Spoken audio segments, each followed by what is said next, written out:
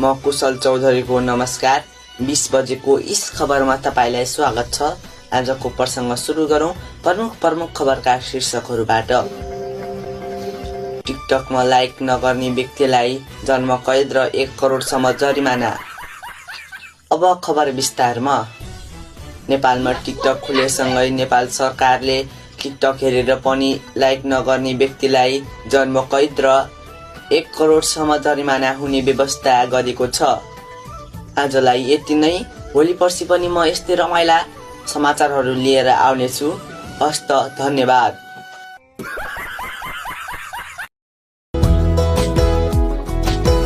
देउरालीको चिसो चिसो हावाले मोरी तिमीलाई आँखा लाको साराले कहिले काहीँ मतिर नि बाटो मोड है गाउँले केटी चाहियो भन्छे नामाले